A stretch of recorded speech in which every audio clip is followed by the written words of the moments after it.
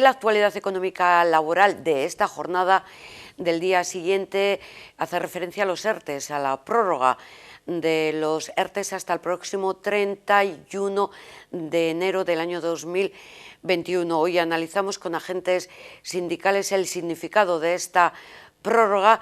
Conoceremos sus valoraciones y opiniones. Mañana será el tiempo también de conocer la opinión de los agentes de la patronal. Hablamos con la responsable de empleo del sindicato Comisiones Obreras, con Arantxa Martínez. Arratsaldeon, Arantxa, muy buenas tardes. Hola, buenas tardes, Yolanda, y gracias por permitirme estar con vosotras, aunque sea desde la distancia. Es un placer para nosotros que estés, efectivamente, aunque sea en la distancia, y conocer de primera mano.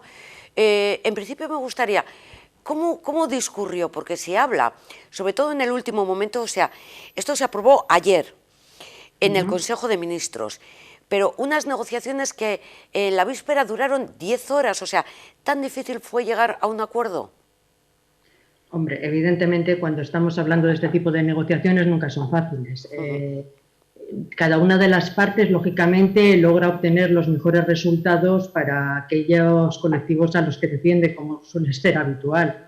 Entonces, no es nada extraño que unas negociaciones de este tipo se lleven hasta el último momento, pues muchas veces con el objeto de presionar para intentar lograr los mejores resultados.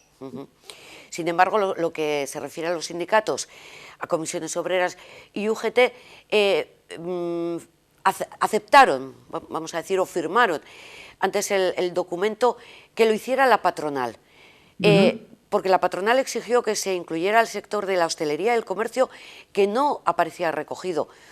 ¿Cómo es que los sindicatos pudieran aceptar ese documento sin esos sectores tan perjudicados por la pandemia?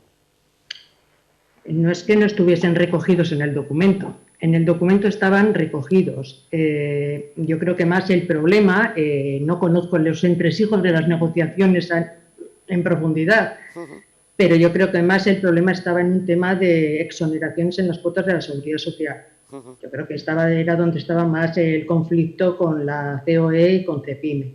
Por nuestra parte entendíamos que esos colectivos, esos sectores estaban también incluidos dentro de la posibilidad de acogerse y seguir manteniendo las situaciones de ERTE cuando fuesen necesarias. Hablemos de los trabajadores, que son los que defendéis los sindicatos. ¿En qué beneficia esta prórroga de los ERTEs? Esta tercera me parece que ya es prórroga, ¿no? Pues vamos a ver, en primer lugar, la posibilidad de seguir manteniendo los empleos. Eso es lo fundamental. Lo que ha quedado en evidencia es que este acuerdo, que viene ya desde hace tiempo, efectivamente, es la segunda, tercera renovación, está surtiendo efecto. El empleo no está cayendo, la ocupación no está cayendo como hubiese caído en caso de no tener esta red de protección del empleo. Desde ese punto de vista, esa es la primera ventaja que tiene para cualquier persona trabajadora, ¿no? El saber que estamos intentando y se está intentando que no pierdan sus puestos de trabajo. Además de eso, nos encontrábamos con un problema ahora mismo, y era que las personas que llevaban ya tiempo en esta situación de ERTE, transcurridos los primeros 6 meses, su base salarial, o sea, la prestación del SEPE, se iba a reducir de un 70% que estaban cobrando ahora de su base reguladora a un 50%. Esto se ha solucionado con esta prórroga, de tal manera que las personas van a seguir cobrando ese 70% de la base reguladora que venían cobrando con anterioridad. Y además de ello, es que se sigue manteniendo el contador del paro, por decirlo así, se sigue manteniendo a cero. Es decir, a pesar de que las personas siguen estando en situación de ERTE, no les cuenta como tiempo consumido de su desempleo. Por tanto, desde el SEPE, los trabajadores en ERTE seguirán cobrando el 70%. ¿Habrá complemento? ¿Hay complemento desde Euskadi? Por supuesto. Ayer las noticias fueron buenas por todas partes, ¿no? Desde Madrid, en cuanto que se había prorrogado los ERTEs, y aquí en Euskadi, en cuanto que la mesa de diálogo social, en la que estamos Comisiones, UGT, Confebask y el Gobierno, aprobamos también la prórroga del complemento de ERTEs que habíamos firmado el día 18 de junio. Con esto, aquellas personas que están en esa situación de ERTE con una base reguladora por debajo de 20.000 euros van a poder seguir cobrando hasta el día 31 de enero ese complemento de 100 o 150 euros mensuales que venía recogido en el acuerdo que firmamos en junio. De todas formas, nos comentaban, nosotros tenemos, Amaya, un teléfono de WhatsApp a disposición de nuestros espectadores. En muchos recibimos que no habían recibido ese complemento, esos 100 o 150 euros que ya tenían que haber recibido con anterioridad, que había habido retrasos. ¿Sabéis algo, Amaya? Pues sí, efectivamente. Ha habido retrasos. Para que Lanbide pueda gestionar estas ayudas necesita recibir los datos del SEPE. El SEPE debe trasladar los datos para saber, pues bueno, qué personas están en situación de ERTE de esos solicitantes que hay y durante cuánto tiempo han estado en situación de ERTE. Puede haber personas que hayan estado de los 3 meses, puede haber personas que hayan estado un mes, que hayan estado 15 días. Entonces, esos son los datos que precisan. Según nos comunicó ayer el Gobierno, parece ser que esos datos ya van llegando y que esperan que a partir de este mes de octubre se pueda cobrar ya ese complemento con carácter retroactivo desde julio. Claro, nosotros lo achacábamos a que quizás con la formación del nuevo Gobierno vasco pues no estaban, y del nuevo equipo gestor de Lanbide, pues vamos, que estaban paralizadas, pero no parece que sea ese el motivo, ¿no? Hombre, son muchas las razones. Lógicamente, si el Gobierno está paralizado, pues difícilmente puede hacer las tramitaciones o puede presionar para que esos datos lleguen con la mayor rapidez posible. Por lo tanto, lógicamente, todo tiene que ver. Pero en principio es un problema eso, de que no han llegado todavía los datos para poder iniciar el pago de las ayudas. Amaya, ¿en Euskadi tenéis datos de cuáles son los sectores en los que más trabajadores están en ERTE? Pues en principio, como es habitual, hostelería, comercio, son los sectores más afectados por la pandemia y por lo tanto son los que están más en situación de ERTE. A día de ayer, los últimos datos que nos han proporcionado desde el Gobierno, estamos hablando de que quedan todavía 23.000, alrededor de unas 23.000 personas en situación de ERTE, de las cuales más o menos algo más del 50% van a poder beneficiarse de este complemento a los ERTEs. Y aprovechando que eres responsable de empleo, también me gustaría preguntarte, porque las personas que están en ERTEs, luego a la hora de hacer las estadísticas del desempleo no aparecen. Pero esto no es la solución, la panacea al problema del desempleo que estamos sufriendo en Euskadi y que vamos a seguir sufriendo. No, evidentemente. ¿Cuál va a ser la labor de comisiones obreras, por ejemplo, y de otros sindicatos para favorecer que se cree empleo en Euskadi? Pues vamos a ver, ayer mismo presentó el Lehendakari junto a la consejera de Industria y a la vicelehendakari consejera de Empleo, presentaron ese plan de reactivación económica y social. Se supone que en un plazo breve ese plan va a ser presentado a los agentes sociales, va a ser presentado en la mesa de diálogo social al objeto de que hagamos aportaciones. Nosotras, lógicamente, además de este complemento de ERTEs que hemos negociado en la mesa de diálogo social, tenemos otros muchos elementos que poder introducir, que poder plantear. Todo aquello que sea bueno para que se puedan mantener los empleos, pero no solamente los empleos de cualquier manera, sino mantener los empleos y generar otros empleos de calidad.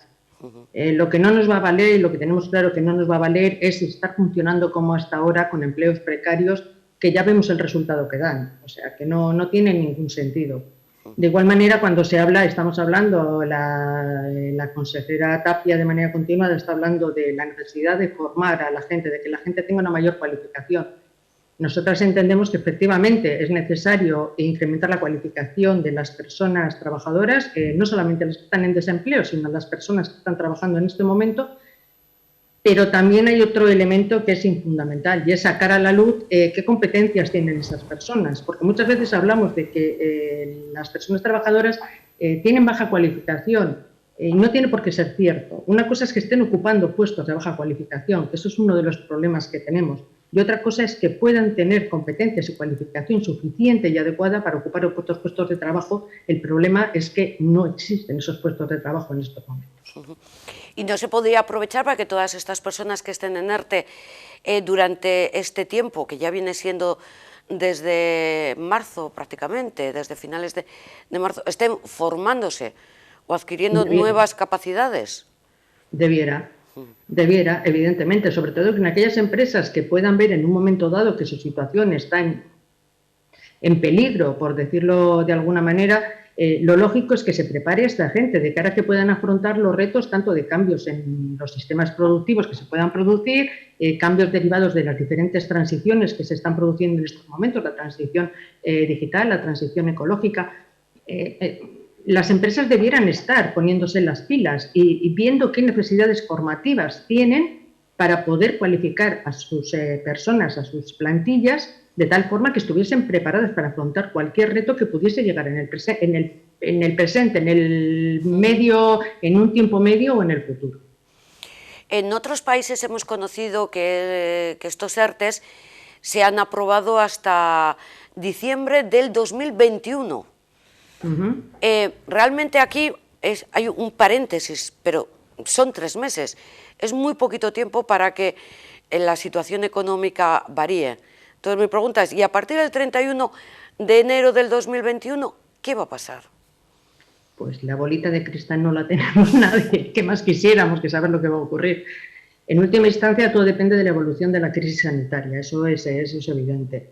Yo entiendo que cuando llegue el 31 de enero y antes del 31 de enero, si la situación se mantiene, lógicamente esta situación, esta red que se ha generado de protección social, de protección al empleo, debe seguir manteniéndose.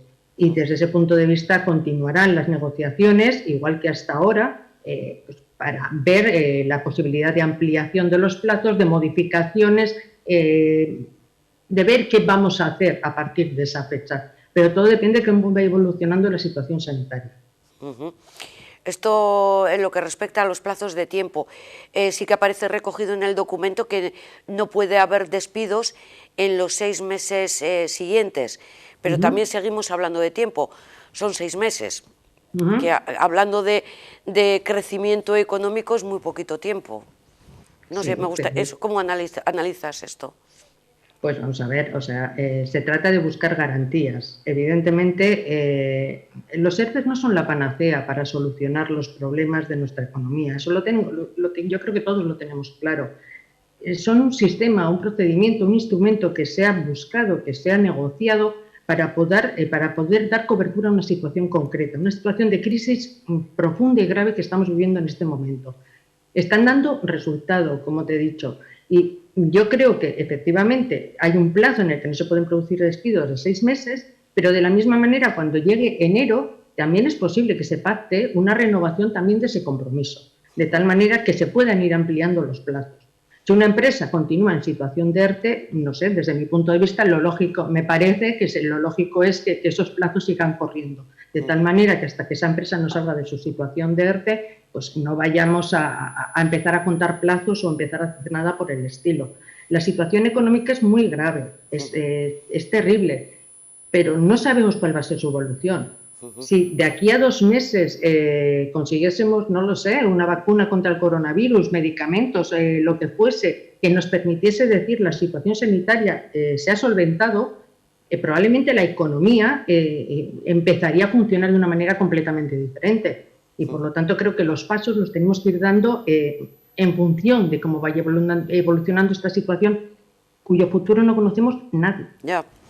Ojalá vaya para bien y evolucione en positivo. Amaia, muchísimas gracias por estar con nosotros y mucha suerte en estas y otras futuras negociaciones en defensa de los trabajadores. Un beso muy fuerte. Gracias. Gracias a ti. Venga.